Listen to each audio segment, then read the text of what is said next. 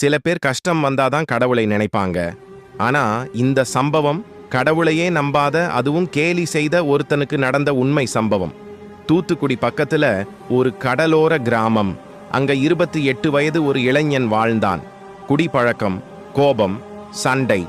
அவன் வாழ்க்கை முழுக்க அமைதி இல்லாம போய்கிட்டே இருந்தது. வீட்டுல அம்மா ஒவ்வொரு நாளும் சொல்லுவாங்க, ஒரு நாளாவது திருச்செந்தூர் முருகன் கோவிலுக்கு வான்னு. ஆனா அவன் சிரிச்சிட்டே, முருகன் இருந்தா என் வாழ்க்கை ஏன் இப்படி இருக்குன்னு கேலி பண்ணுவான். கோவில், சாமி, பக்தி இதெல்லாம் பலவீனமானவர்களுக்கு என்று வெளிப்படையா பேசுவான். ஒரு வருடம் தைப்பூசம் நாள் வந்தது. திருச்செந்தூர் முழுக்க பக்தர்கள் கூட்டம், காவடி, வேல், மந்திர ஓசை. ஆனா அவன் நண்பர்களோட கடற்கரையில குடிச்சிட்டு இருந்தான். இந்த கடல் கூட என்னை ஒன்னும் செய்ய முடியாது என்று சவால் விட்ட மாதிரி கடலுக்குள்ள இறங்கினான். அப்போ திடீர்னு